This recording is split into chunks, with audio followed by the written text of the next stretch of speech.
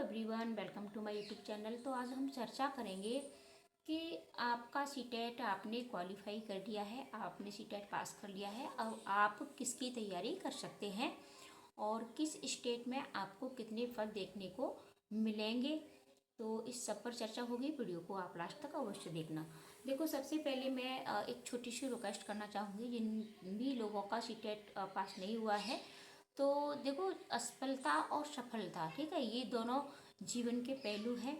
आप नए सिरे से अपनी तैयारी कर सकते हो और आपको एक बार ये अवश्य चेक करना है कि आपसे गलती कहाँ हुई है। क्या आप टाइम मैनेज नहीं कर पाए, या फिर आपकी तैयारी नहीं हुई थी, ठीक है, और या फिर आपका कोई एक सब्जेक्ट गलत था, यानी कहाँ आपसे गलती हुई है, उस चीज़ पर आपको ज़्यादा ध्यान देना है।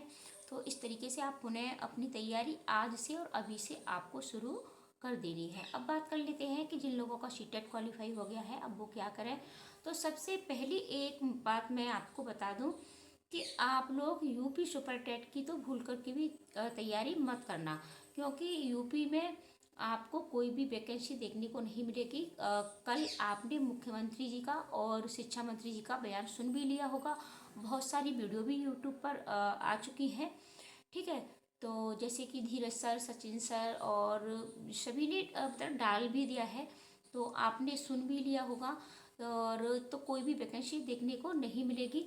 जहाँ तक है वहाँ तक बहुत बड़ी मात्रा में बच्चे सीटेट पास करने के बाद यूपी सुपर टेट की तैयारी की तरफ जाते हैं, और बहुत से बच्चे पहले से भी तैयारी कर रहे हैं।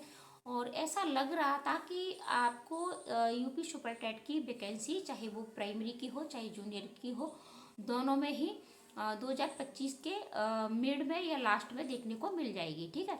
लेकिन ऐसा बिल्कुल भी नहीं है। वही हमारे शिक्षा मंत्री जी का बयान बार बार अनुपात समानुपात का वही पुराना बयान बार बार जारी होता है और फिर से यही दिया गया है।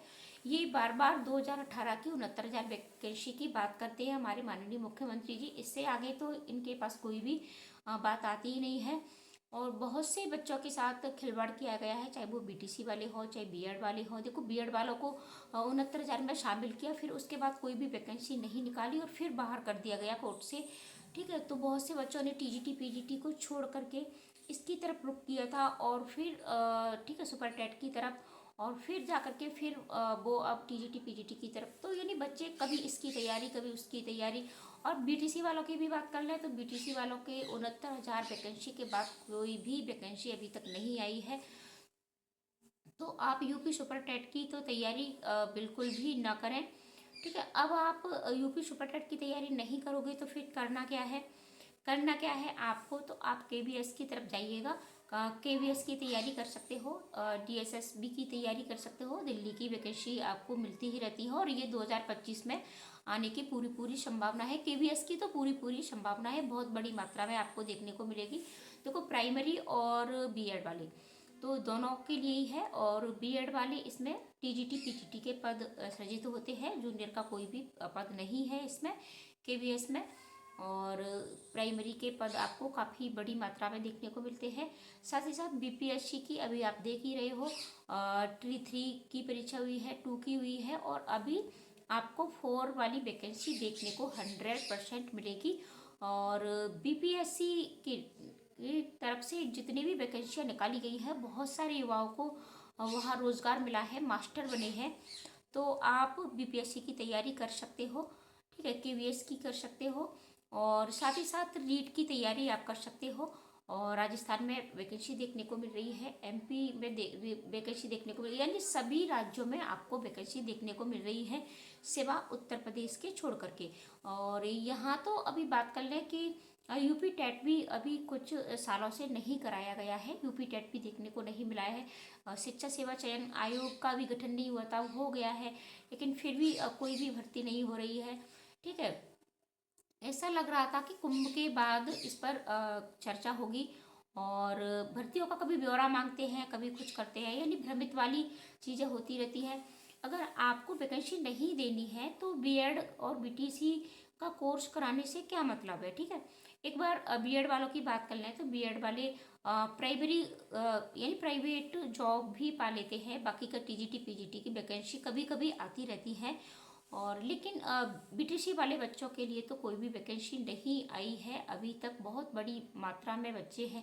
देखो, सरकार से मेरा निवेदन है कि आप वैकेंसी अवश्य निकालें, हर साल निकालें, चाहे कुछ ही पदों पर निकालें, लेकिन वैकेंसी सरकार को निकालनी चाहिए।